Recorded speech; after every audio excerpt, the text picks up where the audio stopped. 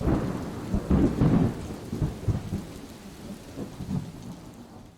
الله والحمد لله والصلاة والسلام على رسول الله. إن الحمد لله نحمده ونستعينه ونستغفره ونستهديه ونعوذ بالله من شرور أنفسنا وسيئات أعمالنا من يهده الله فهو المهتدي ومن يضلل فلن تجد له وليا مرشدا وأشهد أن لا إله إلا الله وحده لا شريك له أشهد أن سيدنا وحبيبنا محمد بن عبد الله اللهم صل وسلم وبارك على محمد وعلى آل محمد كما صليت وسلمت وباركت على إبراهيم وعلى آل إبراهيم إنك حميد مجيد. Chers frères, مرحبا بكم في هذا اللقاء. Je souhaite la bienvenue, barakallahu fikum. كما قال الرسول صلى الله عليه وسلم جلس قوم في بيت من بيوت الله يتلون كتاب الله ويتدارسونه بينهم إلا وغشيتهم الرحمة ونزلت عليهم السكينة نزلت عليهم الملائكة وغشيتهم الرحمة والسكينة وذكرهم الله في من عنده. Donc vous êtes cités un par un chez Allah subhanahu wa ta'ala. هذا فضل من الله. Aujourd'hui, Inch'Allah, nous accueillons parmi nous un frère que nous aimons beaucoup, un frère qui nous vient de Lyon, qui est membre fondateur du Stade Fathallah, qui est membre fondateur de l'UFCN, et qui est conférencier, qui est écrivain aussi. C'est le livre Le Halal, c'est ça? Vous avez fait le livre qui a écrit le livre Le Halal avec Mustafa Brahmi. Donc il y a beaucoup à nous dire, Inch'Allah, et avec qui on va essayer d'étudier donc il va nous apporter quelques lumières sur certaines ayats min al-Qur'an al-Karim. Tu nous parleras de l'IFCM ou pas? Inch'Allah. Okay. Alors, je vous parle du déroulement de la... Donc il va procéder à une petite conférence, Inch'Allah. 10 minutes avant, à peu près, avant la fin de la conférence, on annoncera que c'est presque la fin. Donc si vous avez des questions, vous pouvez poser des questions ici. Alors je ne sais pas avec les femmes si on laisse le micro ou si elles prennent des feuilles, c'est comme vous voulez, hein, il n'y a pas de problème. Donc si vous voulez poser la question par micro, il n'y a pas de souci. Si vous voulez poser la question par feuille, il n'y a aucun problème. On tawakkal ala Allah wa bismillah nabda. Je te laisse la parole. Tafaddal barakallahu fik. Bismillah. أعوذ بالله السميع العليم من الشيطان الرجيم بسم الله الرحمن الرحيم والصلاة والسلام على أشرف المرسلين سيدنا محمد وعلى آله وأصحابه أجمعين بسم الله. Donc, déjà comme l'a rappelé Mourad, on remercie Allah subhanahu wa ta'ala de nous avoir réunis pour mentionner son nom et se rappeler de certaines paroles de son livre, certaines de ses paroles tout simplement. C'est un cadeau d'une grande importance. Il y a des milliards de musulmans, des milliards d'habitants sur Terre, et combien dans cet instant sont en train de prier, combien dans cet instant sont en train de faire une bonne action, combien dans cet instant sont réunis dans une mosquée pour se rappeler sa parole. Si on doit faire la proportion, je pense que, alhamdoulilah, chacun dans ses problèmes, à un moment donné, il faut qu'il prenne conscience qu'Allah subhanahu wa ta'ala, il lui fait des cadeaux par moment. Alhamdoulilah, ça fait partie de ces cadeaux-là que de pouvoir se réunir pour se rappeler sa parole ensemble, Inch'Allah. J'hésitais sur le passage que j'allais partager avec vous, parce que le Coran, c'est un océan qui est vaste. Et quel que soit le bout par lequel on le prend, on peut repasser même sur les mêmes passages et on finit jamais de découvrir des nouvelles choses qui nous surprennent. Constamment par la précision par laquelle Allah subhanahu wa ta'ala nous guide. Parce que ce livre, c'est un guide par lequel Allah subhanahu wa ta'ala il nous met sur la voie. Et donc j'étais en train d'échanger avec ces mourades et je vais vous partager une histoire en fait. Une histoire, c'est l'histoire de Talut et de Jalut. Dans la traduction occidentale, on l'appelle l'histoire de David et Goliath. Qu'Allah subhanahu wa ta'ala mentionne dans Surat al-Baqarah, qui a une position importante dans cette sourate-là, pour plusieurs raisons. Donc ça permet dans l'approche du commentaire justement de voir plusieurs choses en même temps. Et puis on échangera sur cette histoire, Inch'Allah. Déjà, la première chose, c'est que cette histoire, c'est une histoire qui est révélée au prophète alayhi salatu wassalam au début de la période médinoise. Vraiment dans les tout débuts de la période médinoise. Alors que le prophète alayhi salatu wassalam, il vient de faire une hijra, et que dans toutes les sourates précédentes qui ont été révélées à la fin de la période mécoise, Allah subhanahu wa ta'ala, il le met en garde contre le fait de tomber contre tomber dans le piège de cet état qui lui est offert, qui est Médine, comme étant une solution. Je prends souvent l'exemple de Surat al-Ankabut, mais il y a Surat al-Qasas, il y a Surat al-Qalam, et d'autres surats en fait, qui ont été révélés à ce moment-là, et notamment dans Surat al-Ankabut, où Allah subhanahu wa ta'ala, début de Surat al-Ankabut, il rappelle que de toute façon, cette vie, c'est une vie d'épreuve. ألف لام ميم حسب الناس أن يتركوا أن يقولوا آمنا وهم لا يفتنون ولقد فتنا الذين من قبلهم فلا يعلمن الله الذين صدقوا ولا يعلمن الكاذبين. Allah subhanahu wa ta'ala, il nous dit cette vie c'est une vie d'épreuve et il nous appelle à être dans la fin de la sourate والذين جاهدوا فينا لنهدينهم سبلنا, d'être constamment dans l'effort pour Allah subhanahu wa ta'ala, qu'il n'y a pas une fin en soi. Et au milieu de la sourate, il nous parle de cette histoire de l'Ankabut, de l'araignée. Des gens qui croient que parce qu'ils ont une demeure, ou parce qu'ils ont un état, ou parce qu'ils ont un empire, ou parce qu'ils ont une ville, ou parce qu'ils ont une mosquée, ou parce qu'ils ont... Ça y est, ils sont arrivés à leur fin. Alors ce matin, il leur dit, c'est comme l'exemple de l'araignée. Et pourtant, le fil de l'araignée, les études démontrent que c'est la matière la plus solide sur Terre. Vu la superficie de cette matière-là, la densité qu'elle représente, il n'y a rien de plus solide. Et pourtant, avec un coup de... on l'anéantit. Donc Allah subhanahu wa ta'ala nous dit, méfiez-vous des fausses illusions, des attachements. Et ils vont arriver à Médine, et il y a ce risque-là qui se présente. Les compagnons vont être confrontés à cette difficulté de finalement sortir d'une épreuve où on n'a rien, on vit la misère, on n'a pas de pouvoir, vers une épreuve où on commence à avoir des biens matériels, on commence à avoir un confort de vie. On commence à avoir nos mosquées, nos maisons, on s'installe, on veut devenir propriétaire. C'est une autre épreuve. Et cette sourate, elle vient au tout début de cette période-là, avant même la bataille de Badr. Et elle va poser un cadre qui est fondamental. Donc déjà, c'est dans le contexte historique, et je vais revenir de toute façon tout au long du tafsir sur ce contexte-là. La deuxième chose, c'est que cette sourate, ce passage, plutôt, excusez-moi, il est situé vers la fin de Surat al-Baqarah, juste avant Ayat al-Kursi. Juste avant Ayat al-Kursi. Et en fait, toute la deuxième moitié de Surat al-Baqarah, Allah subhanahu wa ta'ala donne des enseignements clés sur le mode de vie, qui vont nous permettre de nous distinguer de Banu Israël. Comprendre, dans la première partie de la Surat al-Baqarah, en quoi est-ce qu'ils ont dévié. Et dans la deuxième partie de Surat al-Baqarah, vous avez compris comment est-ce qu'ils ont dévié ? Maintenant, voilà vos fondements à vous. Comment est-ce que vous devez bâtir ? Sur quelle base vous devez bâtir ? Et en réalité, on va avoir des enseignements autour de la famille, sur cette partie de Surat al-Baqarah, essentiellement après des enseignements qui vont être d'ordre politique, ensuite il y a Ayat al-Kursi, et après il y a des enseignements d'ordre économique. Toute la fin de Surat al-Baqarah, ce sont pratiquement que des enseignements d'ordre économique. Et quand on reprend ces passages-là, avec Ayat al-Kursi au milieu, on va se rendre compte qu'en fait, il y a 4 enseignements fondamentaux. D'accord ? Je vais les citer tout à l'heure au fur et à mesure, je ne vous les cite pas maintenant. D'accord ? Et au fur et à mesure du commentaire, je les citerai, Inch'Allah. Et vous me direz si vous vous rappelez de ces 4 enseignements fondamentaux à la fin. Et on verra qu'on les retrouve d'ailleurs dans Ayat al-Kursi. Je vais commencer quelques versets avant l'histoire de Talut et de Jalut, justement pour resituer par rapport à cette question du politique. Alors juste avant, déjà, il y a toute la question des rapports conjugaux, des conflits familiaux, où Allah subhanahu wa ta'ala met en garde dans les relations de dépendance, que le mari ne cherche pas à prendre le pouvoir sur son épouse, et de la même manière que l'épouse, dans une situation de divorce, dans une situation de conflit, qu'elle ne cherche pas parce qu'elle peut porter par exemple un enfant, utiliser ce prétexte-là pour mettre la pression sur son mari, ou abuser d'un certain pouvoir sur son mari. Et il rappelle que le pouvoir, il appartient à qui ? Allah subhanahu wa ta'ala. Ensuite va venir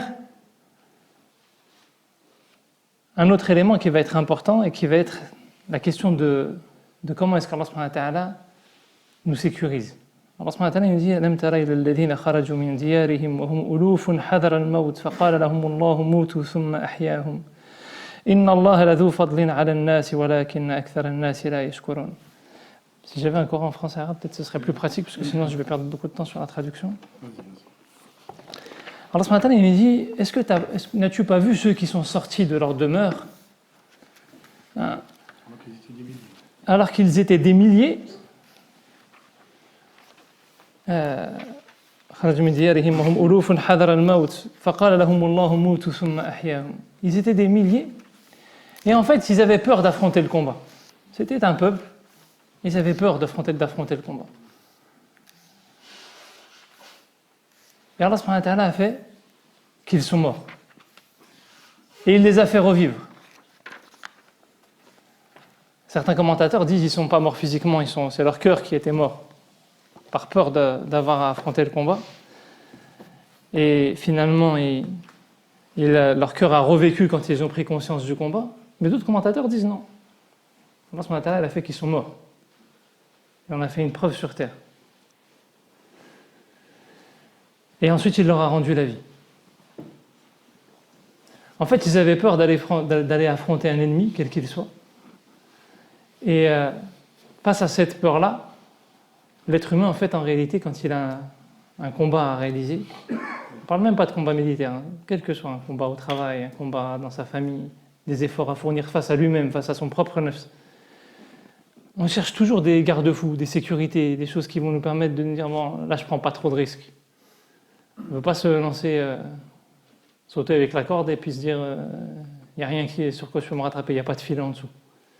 Allah subhanahu wa ta'ala est en train de dire, en fait, à ce moment-là, le meilleur filet que vous puissiez avoir, c'est Allah subhanahu wa ta'ala. Quel que soit le filet que vous cherchiez, n'oubliez jamais que le meilleur filet, c'est Allah subhanahu wa ta'ala. Inna Allah la dhu fadlin ala an-nas walakinna akthar an-nas la yashkurun. Et Allah subhanahu wa ta'ala dit, certes Allah subhanahu wa ta'ala est détenteur de la faveur envers les gens, mais la plupart des gens ne sont pas reconnaissants. Je passe rapidement juste sur ce passage-là, en fait, parce que ce n'est pas le passage que je vais commenter, mais c'est important d'introduire sur ces versets. Et Allah subhanahu wa ta'ala est en train de nous dire, en réalité, dans cette situation, dans les moments où on fuit le combat, dans les moments où, en vérité, Allah subhanahu wa ta'ala, il pourrait nous prendre dans ces moments-là, nous faire mourir à ce moment-là. Qu'est-ce qui reste de toutes les œuvres qu'on a pu faire ? Tu as construit une mosquée, tu as fait des doros toute ta vie, tu as donné tant d'argent, tu as éduqué tant d'enfants, tu as fait ce que tu as fait. Tu meurs le jour où Allah subhanahu wa ta'ala face à une épreuve, toi tu tournes le dos. Et eux, ils sont morts à ce moment-là. Alhamdoulilah, il leur a redonné vie. Et c'est un exemple pour nous, une illustration pour nous de cette méfiance qu'on doit toujours avoir. En vérité, l'épreuve qu'Allah subhanahu wa ta'ala te fournit, c'est un cadeau. C'est le moyen d'être reconnaissant. Parce que toutes ces épreuves-là, toutes ces difficultés, c'est un moyen de prouver ta reconnaissance à Allah subhanahu wa ta'ala. C'est un moyen de te rapprocher de lui. Allah subhanahu wa ta'ala, il te dit, si tu n'es pas conscient que c'est lui qui te sécurise, si tu n'es pas conscient que c'est lui qui te protège et qui te préserve, tu ne pourras jamais être parmi les reconnaissants. Comment les compagnons qui se retrouvent à Badr, 300 et quelques,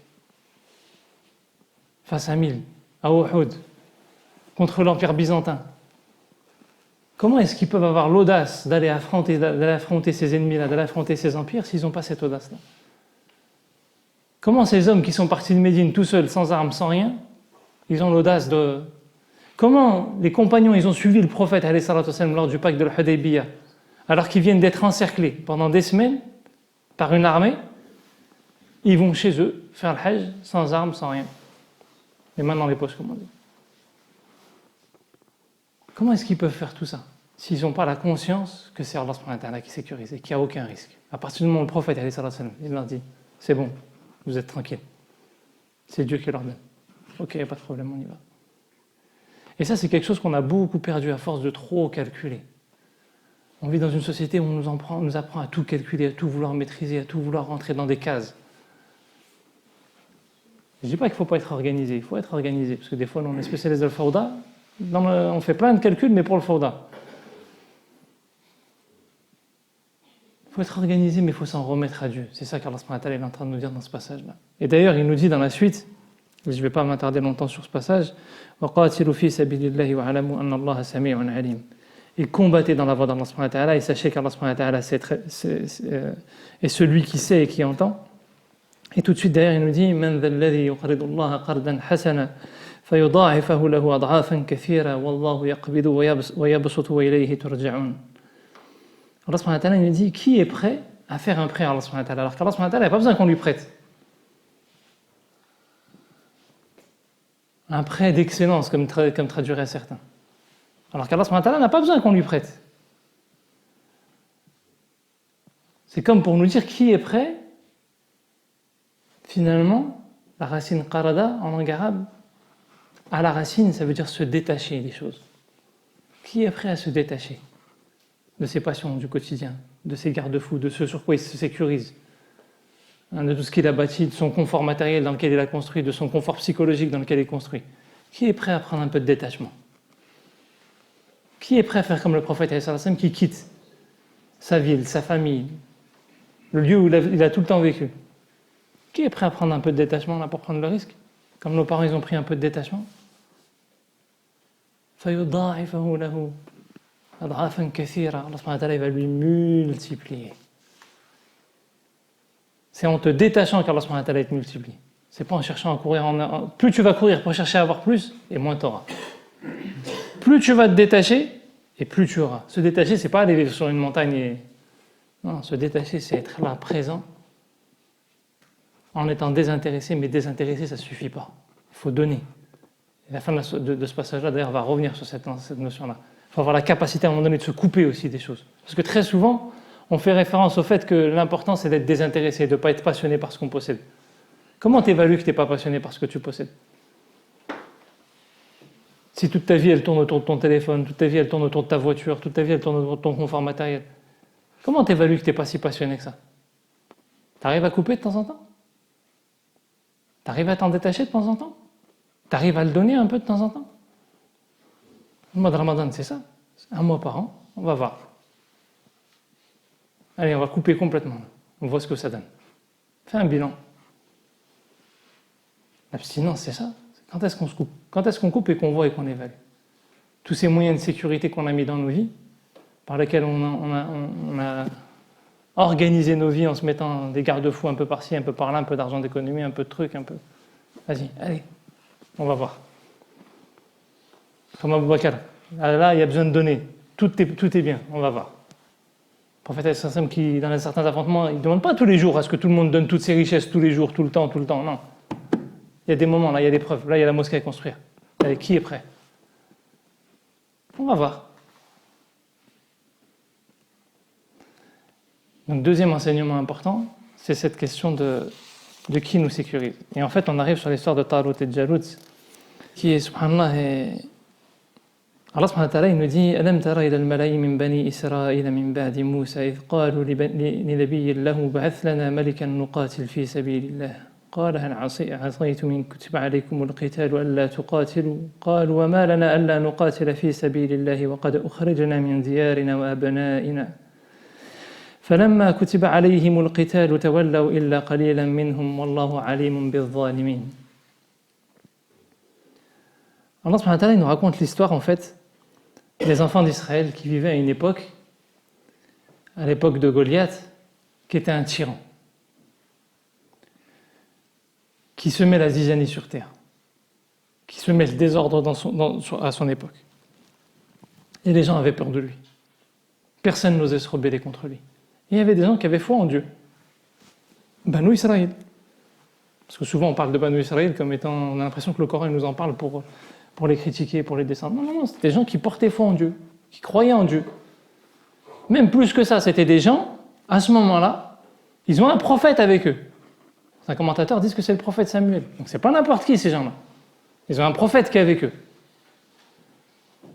Mieux que ça, ils demandent à leur prophète une solution pour pouvoir combattre Goliath. Ils n'acceptent pas l'injustice. Donc c'est pas n'importe qui ces gens. Donc pour nous qui vivons dans une société où il y a beaucoup d'injustice, où il y a des tortionnaires, il y a des tyrans, etc., on se dit c'est une référence pour nous ces gens-là.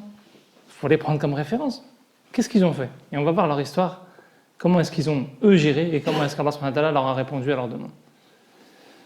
Ces hommes-là, ils disent à leur prophète, il faut que tu nous désignes un roi. Parce que si on a un roi, autrement dit, s'il y a un pouvoir qui est mis en place, on va pouvoir combattre Goliath et nous reprendre le pouvoir et nous, on va être des gens justes. On est des musulmans, nous, si tu mets des musulmans au pouvoir, ils vont être justes. Non, c'est pas tout ce qu'on dit tous. Vous allez voir ce qu'Allah subhanahu wa ta'ala répond. Parce que c'est ce qu'ils disent eux à ce moment-là. Et donc Allah subhanahu wa ta'ala leur dit قال هل عصيتم إن كتب عليكم القتال ولا تقاتلوا. Mais qu'est-ce qui va se passer si lorsque je vous prescris le fait de combattre, vous ne combattez pas? C'est-à-dire qu'il les met en garde. Je ne vais pas vous ordonner le combat. Vous avez vous demandé à combattre. Je ne vous ai rien demandé. Vous avez vous demandé à combattre. Qu'est-ce qui se passe si jamais vous ne combattez pas?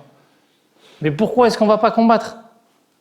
Ils chassent nos familles, ils détruisent nos demeures, ils tuent nos enfants. Pourquoi est-ce qu'on ne combat pas? On vit l'injustice, on vit l'islamophobie, on vit machin, on vit ceci, on vit cela. Si tu nous donnes un roi, nous demain, avec un État islamique, avec tout ça, pourquoi est-ce qu'on ne ferait pas? Et là, Allah subhanahu wa ta'ala leur dit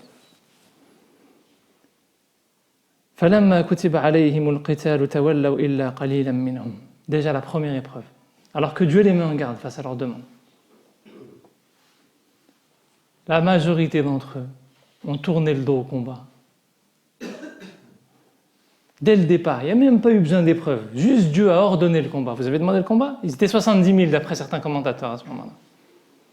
Vous avez demandé le combat? Ok, on va voir. La majorité déjà tourne le dos.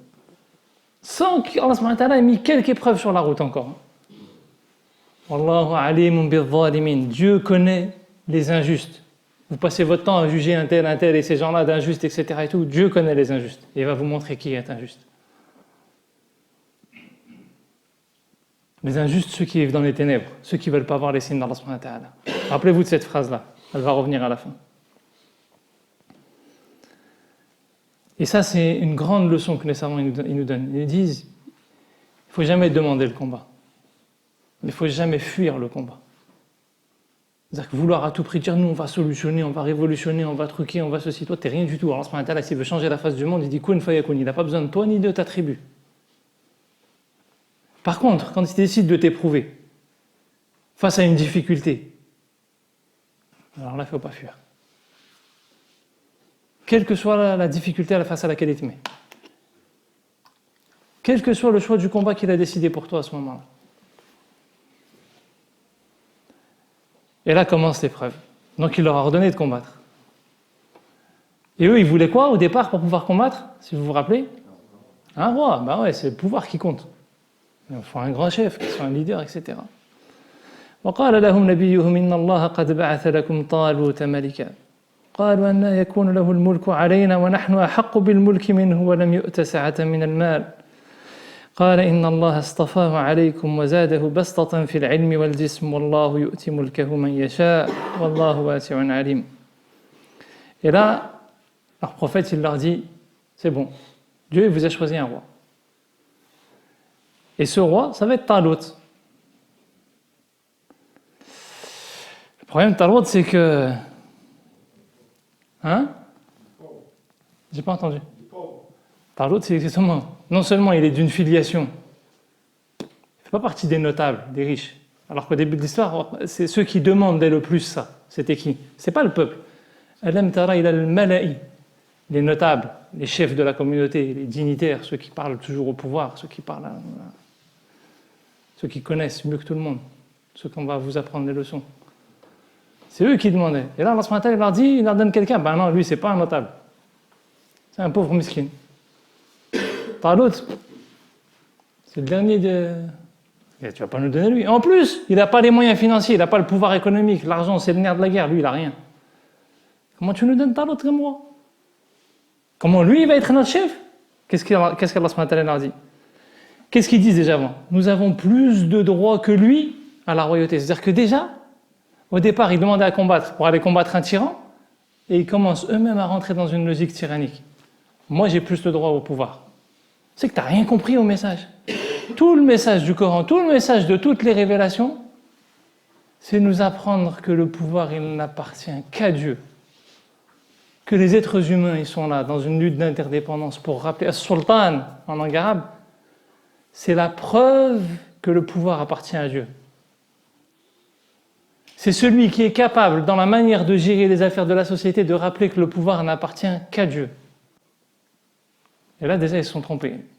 Et nous, souvent, on se trompe. Et donc, il n'avait pas de richesse. Et Allah subhanahu wa ta'ala leur dit, Allah subhanahu wa ta'ala, ونحن أحق بالملك منه ولم يؤت سعة من الملك قال إن الله اصطفاه عليكم وزاده بسطة في العلم والجسم. Allah subhanahu wa ta'ala l'a élu au-dessus de vous. Allah subhanahu wa ta'ala, il fait ce qu'il veut. À la fin, il dit Wallahu yu'ti mulkahu man yasha. Allah subhanahu wa ta'ala, c'est lui qui attribue la royauté à qui il veut. Un pauvre, un riche. Allah subhanahu wa ta'ala, il fait comme il veut. Et lui, il l'a élu pour deux raisons principales. Il lui a donné ce pouvoir sur vous parce qu'il lui a donné une capacité intellectuelle, l'ilm, et une capacité corporelle, une capacité de résistance à aller combattre. Il dit, il a ces deux caractéristiques-là, ça lui suffit pour être votre chef. Ni il a une filiation, ni il a une reconnaissance de pouvoir, ni il a une reconnaissance politique, ni il est reconnu par ses pairs, machin, etc. Rien de tout ça. Ni il a l'argent. Rien de tout ça. Il a la capacité intellectuelle, il a la capacité physique, c'est suffisant. D'ailleurs, Al-Baqillani, quand il fait son étude des caractéristiques du pouvoir de l'imam, il s'assoit essentiellement sur ces deux fondamentaux-là. Même s'il en définit d'autres, mais il repart de ces deux fondamentaux-là. Il est capable de comprendre une situation, de l'analyser, de faire les choix, de connaître l'histoire du pays, de connaître l'histoire de sa société, de connaître les sources de la révélation. Il est capable d'affronter une situation conflictuelle et de la gérer et d'assumer les conséquences des conflits, aussi même psychologiquement. Oh, tu veux un autre? Allah subhanahu wa ta'ala, il le donne à lui. Wallahu wasi'un alim. Parce que de toute façon, c'est Dieu qui a toutes les connaissances. C'est Dieu qui, ses connaissances, elles sont au-delà de toute chose. Pourquoi tu as besoin d'avoir du meilleur? Pourquoi tu as besoin d'avoir quelqu'un qui a un pouvoir politique ou économique? Dieu, il sait. Et il fait se réaliser ce qu'il veut.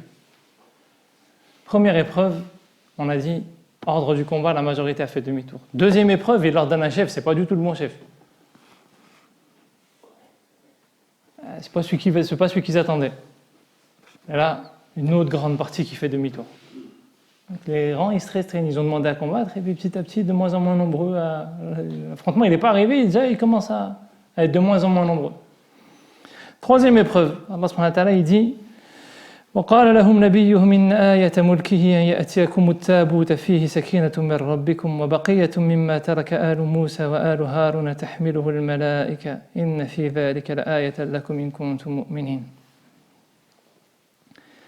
Et là, Allah subhanahu wa ta'ala, il y a certains ils sont hésitants à ce moment. Ils disent non, on ne peut pas faire demi-tour, on a demandé à Dieu, maintenant il faut qu'on assume.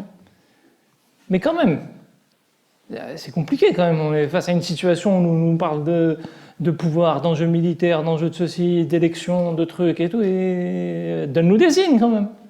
Rassure-nous. Ok. Je vais vous donner un signe. Et Allah subhanahu wa ta'ala leur dit, le signe que vous aurez, je vais traduire, je vais lire la traduction mot à mot parce qu'après là, il va falloir que j'ouvre un peu. Le signe de son investiture sera que le coffre va vous revenir. Objet de quiétude inspiré par votre Seigneur et contenant les reliques de ce que laissèrent la famille de Moussa et la famille d'Aaron. Les anges le porteront, voilà bien un signe pour vous si vous êtes croyants. Allah subhanahu wa ta'ala a dit, je vais vous donner un coffre. Je vais vous donner un coffre et ce coffre, ce sera le signe par lequel je vais vous démontrer que c'est lui, le roi qu'il vous faut. Et tabout, en fait, c'est vrai que c'est un récipient, c'est quelque chose qui est capable de contenir quelque chose. Et là, il y a plein de commentaires qui sont partis sur c'est quoi ce coffre? Alors, contenait les reliques. Il y a à l'intérieur as-sakina et les restes, on va dire, je vais traduire un peu à ma manière, et les restes des vestiges de ce qu'a laissé Moussa et Aaron. Et certains disaient, c'est peut-être l'épée qu'avait Moussa. D'autres disent, non, c'était les feuillets qu'avait laissé Moussa. D'autres disent, c'était les commandements qu'avait laissé Moussa, etc., etc., etc., etc. Et puis il y a Razi au milieu de tout ça, là, il passe, et puis son commentaire a été repris par beaucoup d'autres après. Il dit, et mot sakina, dedans tout ça, vous en faites quoi? Dedans, il y a sakina dans ce coffre. Allah subhanahu wa ta'ala, il le dit clairement, il y a sakina dans le coffre. Le coffre, il est là en fait. Je vais vous donner un cœur qui est capable d'accueillir la quiétude et la sérénité. La capacité à se détacher. Sakina, c'est la même racine que sikin. On parlait des capacités à se détacher au début. En fait, si le cœur, il n'arrive pas à se détacher, fais ce que tu veux, tu voudras toujours le meilleur des rois, le meilleur des trucs. Et même quand on te le donnera, il ne sera pas bon, il faudra un autre. Et même quand on te donnera l'autre, il faudra encore un autre. Parce que tu ne veux jamais vivre la situation que tu vis. Tu ne veux jamais vivre la situation que Dieu choisit. Tu veux celle que tu calcules dans ta tête. Mais comme toi, tu n'es pas capable de savoir ce qui est meilleur pour toi-même, il n'y a qu'avec Dieu qui est capable, mais tu vas tourner en rond pendant longtemps comme ça. Et Allah subhanahu wa ta'ala, il dit la seule solution, c'est quoi? C'est que tu es sakina à l'intérieur. Et le coffre, c'est ça. Et Allah subhanahu wa ta'ala, il dit, vous voulez une preuve? Ok, en réalité, je vais vous la donner. Je vais vous aider à ce moment-là. Je vais mettre dans votre cœur sakina. Et ce qui est resté à Moussa et à Haroun, quand ils ont dû affronter Pharaon, il fallait du courage, il fallait de l'audace. Je vais vous en donner un peu. Vous voulez vraiment avoir les armes qu'il faut? Je vais vous la mettre. Alors que nous, on est parfois dans des grands stratagèmes. Je ne dis pas qu'il n'y a pas besoin d'organiser. Le prophète, d'ailleurs, en vérité, toute cette histoire prépare Badr. Le prophète a préparé Badr. En vérité, la meilleure préparation, la plus importante, 90% de la préparation, c'est celle-là. C'est est-ce que ton cœur, il est vraiment préparé? Parce que ça peut être Badr, comme ça peut être là, quand on sort de la mosquée, tu vas t'embrouiller avec ta femme, comment tu réagis? Tu vas t'embrouiller avec ton voisin, comment tu réagis? Tu vas te rendre compte que tu as un problème de X ou Y, comment tu réagis? Chacun, en fait, quand on va sortir de la mosquée, ou même peut-être encore dans la mosquée, on a toujours des épreuves. Comment est-ce qu'on réagit? L'épreuve, elle est constante. Ce que je disais avec Surat al-Ankabut tout à l'heure. Est-ce qu'on s'enferme dans des trucs qu'on a créés dans notre tête? Ou est-ce qu'on sait que c'est Allah subhanahu wa ta'ala qui administre nos vies et qui la gère? Et je vais revenir sur ça à la fin, Inch'Allah. Et il nous dit que ce sont les anges qui portent ce poids-là. Tahmiluhu al-malaika. Comme pour nous montrer en fait que c'est quelque chose de lourd, cette sakina, cette capacité à se détacher, cette capacité à accepter que c'est Allah subhanahu wa ta'ala qui gère les choses.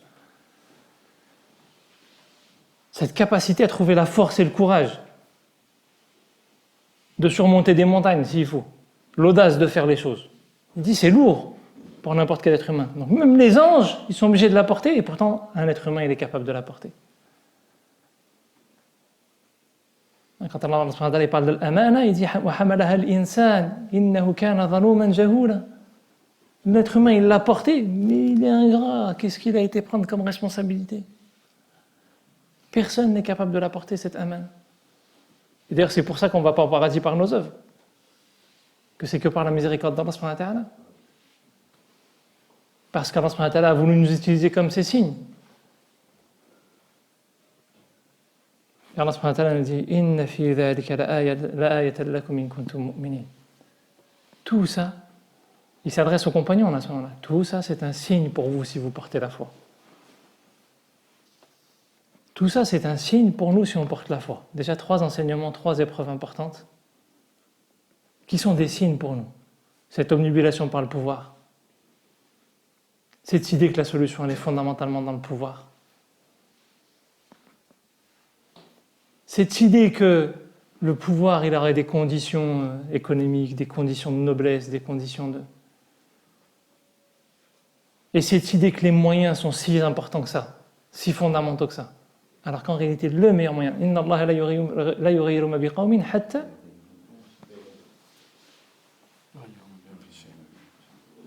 C'est exactement ça. C'est-à-dire que déjà, le point de départ, il est là. Ça ne veut pas dire qu'il va pas rire. C'est-à-dire que le point de départ, il est là pour changer l'état du peuple. Mais le point de départ, il est là. Et d'ailleurs, ça, dans les commentaires du Coran, on dit qu'Allah subhanahu wa ta'ala, il fait la distinction entre 2 niveaux. Quand il s'adresse à l'individu en lui-même, à moi, à toi, à lui, à chacun d'entre nous ici, le résultat n'est pas important. La réussite, c'est l'effort. Allah subhanahu wa ta'ala n'évalue pas le résultat pour nous. Tu peux lutter toute ta vie pour arrêter un péché, pour multiplier tes œuvres, pour faire ce que tu veux, etc. Si tu es dans l'effort, c'est ça être en réussite. En conscience, bien sûr. Parce que l'effort seul n'a pas de valeur dans le cheminement. Par contre, quand il parle de la collectivité, c'est différent. Regardez dans tout le message coranique. Quand on parle de collectivité, on doit voir apparaître les résultats si on a un fonctionnement sain. Et si on ne voit pas apparaître les résultats, c'est qu'on a un fonctionnement collectif qui n'est pas sain. Pourquoi est-ce qu'Allah subhanahu wa ta'ala châtie des peuples? Il parle un exemple.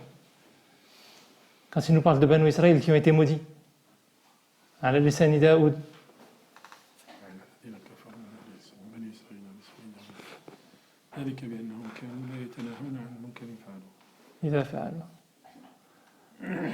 ils ne s'interdisaient pas le mal lorsqu'ils le faisaient. Donc si dans le fonctionnement de la société on ne s'incite plus au bien, on ne se recommande pas des limites dans le fonctionnement, s'il n'y a pas des règles, et là l'effort ne suffit plus, on doit voir apparaître les résultats. Autant, pour moi, individuellement, je fais des efforts, je ne peux pas savoir si je suis en réussite ou pas. Parce que je peux voir des résultats et je suis à côté de la plaque. Mon intention, elle est pervertie. Je ne sais pas en vérité si j'y arrive ou pas. Le résultat n'est une preuve de rien. Dans la collectivité, c'est différent. Dans la collectivité, on doit voir apparaître un fonctionnement qui est plus sain. Et si c'est malsain, c'est collectivement, là, on a un problème dans notre fonctionnement. Parce que le prophète, il était, je ne sais pas combien de personnes qui prient régulièrement dans cette mosquée. Le prophète, dans l'Arqam, c'était combien? Une centaine maximum qui sont passés par Dar al-Arqam. Pas des milliards. Hein. Et là, ça réengage la responsabilité de chacun dans le fonctionnement collectif. Et donc, Allah subhanahu wa ta'ala nous dit 3 clés. Et il va continuer. L'illusion du pouvoir, méfiez-vous. Ok, on avance. À ce moment-là, encore quelques-uns qui vont se détourner. Et on dit qu'à ce moment-là, là, à ce seuil-là, ils sont à peu près 10 000. 70 000, ils sont tombés à 10 000. Ça fait peu, hein? فلما فصل طالوت بالجنود قال إن الله مبتليكم بنهر فمن شرب منه فليس مني ومن لم يطعمه فإنه مني إلا من اغترف غرفة بيده فشربوا منه إلا قليلا منهم فلما جاوزه هو والذين آمنوا معه قالوا لا طاقة لنا اليوم بجالوت وجنوده قال الذين يظنون أنهم ملاقو الله كم من فئة قليلة غلبت فئة كثيرة بإذن الله والله مع الصابرين. Et lorsque Talut, là il s'avance, c'est la dernière épreuve. Fasala, c'est dans le sens pour en découdre. On va finir avec cette affaire maintenant. On est 10 000, allez, on y va. On était parti à 70 000, déjà on était faible et on n'était pas sûr d'y arriver. C'est pas grave, on y va à 10 000 et on va découdre. Et il avance avec son armée. Il y va, ça y est, là maintenant ils sont, peu importe combien on y va pour découdre. Et Allah subhanahu wa ta'ala leur met une dernière épreuve quand même. Il va les éprouver avec quoi? Binaharin, avec un fleuve, avec une rivière. Allah subhanahu wa ta'ala il t'éprouve avec ce qu'il veut. Il t'éprouve avec ce qu'il veut. Eux ils partent pour combattre Goliath et Allah subhanahu wa ta'ala il veut les éprouver avec une rivière. Mais elle va avoir beaucoup de signification cette rivière.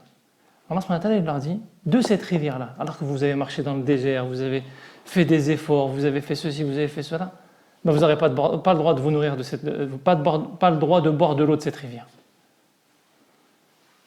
Mais nous, quand on combat, il faut qu'on s'organise, on a besoin d'organiser les choses, on a besoin d'avoir notre... Non, vous ne boirez pas d'eau de cette rivière. Subhanallah. C'est une vraie remise en question sur notre manière d'appréhender les causes de la réussite. Certes, les moyens sont importants, mais dans la société dans laquelle on vit, en réalité, dans les époques précédentes, c'était pareil. On est obnubilé par ces moyens et on pense que c'est ça la clé de la réussite. Et d'ailleurs, même si on ne les a pas, ben on n'ose même plus avancer, parce qu'on ne se sent pas en sécurité. Allah subhanahu wa ta'ala est en train de nous dire, vous êtes en train de vous tromper, ce ne sont que des moyens. Certes, les moyens sont des signes d'Allah subhanahu wa ta'ala et donc ils sont importants, mais ce ne sont que des moyens. Et la preuve, je vais vous l'enlever. Dans ce combat fatidique, important, que vous avez demandé vous-même, ben je vous l'enlève ce moyen-là. فَمَنْ شَرِبَ مِنْهُ il ne sera même pas des miens. Celui qui va en boire, ça y est, c'est fini. Et là, Allah subhanahu wa ta'ala, il met une nuance quand même. pour montrer l'importance en fait de l'intention dans tout ça, la compréhension de fond. Celui qui en boit, il n'est pas des miens. Celui qui en mange pas, pourtant ne mange pas d'eau. Parce qu'en fait, à ce moment-là, il y a certains, ils sont partis dans l'excès. Non, il faut qu'on boive, il faut qu'on remplisse les gourdes, il faut on va même pêcher des poissons, voilà. Il faut faire du ravitaillement, on a encore la route qui est longue, etc. Ils étaient dans un... Il dit ceux-là, là, ceux qui sont partis à fond dans cet excès. Ils n'ont pas compris, à l'écart. Par contre, ceux qui n'ont pas abusé, ceux qui ne s'en sont pas nourris, ils sont parmi les miens. Ceux qui ont pris juste quelques gorgées, par faiblesse à ce moment-là, ils avaient soif, petite faiblesse. Alors ce matin-là, en fait, il est en train de nous dire quoi? Tu fais des péchés, tu fais des erreurs, c'est pas très grave. Adam alayhi salam, c'est par l'erreur qu'il a compris l'importance des noms, j'en parlais ce matin. Allah subhanahu wa ta'ala lui enseigne les noms.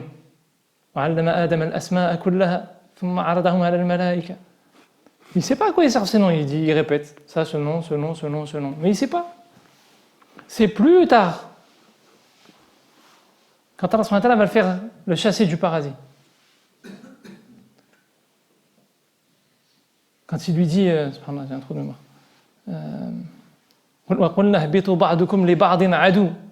Et descendez ennemis les uns des autres. Et après, il y a l'autre passage où il dit un verset, deux, trois versets après, un verset où il dit descendez ennemis les uns des autres, et deux, trois versets après, et descendez ensemble, alliés. Pourquoi cette distinction? Qu'est-ce qui s'est passé entre les deux? Qu'est-ce qui fait que de ennemis on devient alliés? Qu'est-ce qui s'est passé dans l'histoire? Il va demander à Dieu, il va prendre conscience que son erreur, en fait, c'était un moyen qu'Allah subhanahu wa ta'ala a voulu. Au lieu de s'enfoncer dans son erreur, comme ça peut nous arriver parfois, et chercher à creuser encore après, et on creuse encore, et on creuse encore. Non, l'erreur au départ, elle est profitable, parce qu'Allah subhanahu wa ta'ala, il nous éduque avec nos erreurs. Si de cette erreur-là, comme Adam alayhi salam, on prend conscience, comme il dit certains savants, c'est qu'en même temps, il n'a pas eu cette capacité à résister à la tentation. Azma, il n'a pas voulu nuire, comme disent certains commentateurs, et d'autres disent non, il n'a pas eu la capacité. L'être humain, il a parfois cette faiblesse. Notre Père, il l'a eu. Mais ce qu'il a eu, et qui nous manque souvent, c'est qu'il s'est rappelé qu'Allah subhanahu wa ta'ala lui a donné le moyen de revenir vers lui. Et il a pris conscience. Et il a levé les mains, il a demandé à Dieu. Et là, Allah subhanahu wa ta'ala les réunit. C'est ça la grande force d'Adam alayhi salam. On se focalise sur son péché, mais sa grande force, c'est qu'il a pris conscience des noms. Et nous, des noms, c'est pas juste des noms qu'on a, on a le Mus'haf, on a le Coran. Allah subhanahu wa ta'ala nous dit, cette petite erreur-là qu'ils ont fait, ils ont pris quelques gorgées, eux, c'est pas grave. Ceux qui se sont enfoncés dedans et qui ont voulu maîtriser et prendre le contrôle, etc., j'ai pas besoin d'eux pour combattre. Par contre, ceux qui ont à peine vu, illa qalilan minhum, pas de problème, vous pouvez avancer. Vous savez combien il en reste à ce moment-là? 313. Ça vous rappelle un chiffre, je suppose. Voilà. Ils sont 313 à ce moment-là.